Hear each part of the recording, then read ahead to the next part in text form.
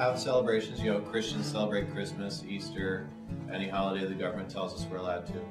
There's actually potential for 8 major festivals each year if you were a practicing pagan. And I'm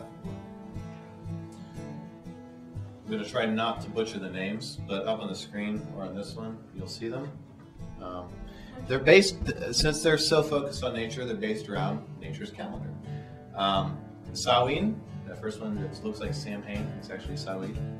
It's a feast of the dead, on October 31st. It's a remembrance of ancestors and people who are now dead, but were important to the individual.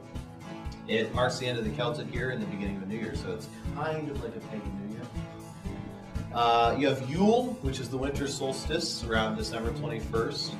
This would kind of be the rebirth of the sun. It's the shortest day of the year. And from there, the days start to get longer, so the sun starts to come back. And so that's what the Yule is celebrated. There's also, it looks like Imbolc, but it's Imald.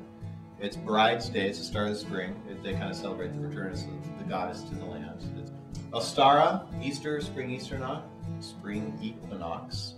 Around March 21st, the return of the sun. Like with Yule is the rebirth of the sun. With Ostara, the sun's finally completely back. Beltane, May Day, it's beginning of summer, celebrates new life. Midsummer, also known as Litha, around June 21st. It's a summer solstice, thanking the god of nature for everything being green.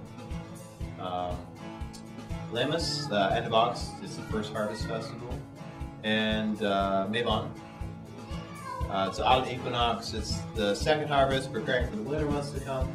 So with all of these, and not all people who would be pagans celebrate all 8 of these. Some may only celebrate 4, but you can see it's built around this idea of nature being God, where everything that happens in nature impacts and drives what happens in someone who's a pagan's life. There's a bunch of smaller, more intimate festivals that they can celebrate for rites of passage. A lot of people celebrate a child celebration where they go from baby to child. I'm not quite sure what that age range would be. Some people have big celebrations when they finally hit puberty.